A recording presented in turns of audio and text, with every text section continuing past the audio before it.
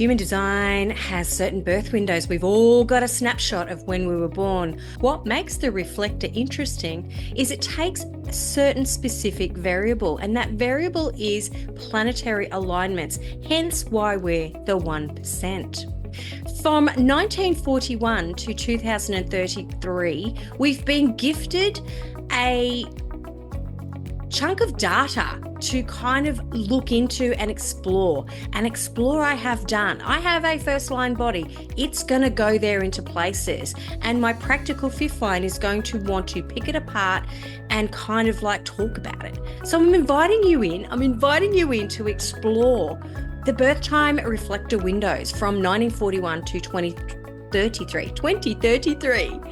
Come and explore what we're going to look at. We're going to look at statistics. We're going to look at when there was no reflector birth windows, for how many years that was, when there was a lot of them, what was happening maybe 20 or 30, 40 years after that.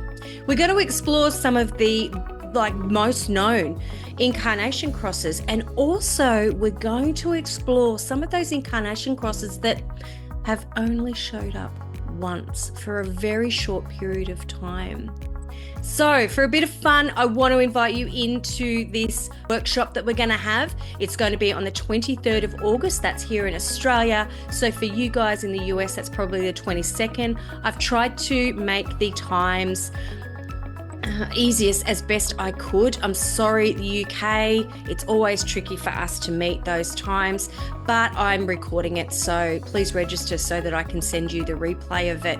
Please bring your questions, please bring your curiosity, and let's just have some fun together as reflectors. And if you're not a reflector, you're more than welcome as well.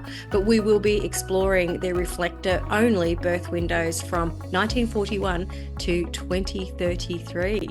Looking forward to seeing you there.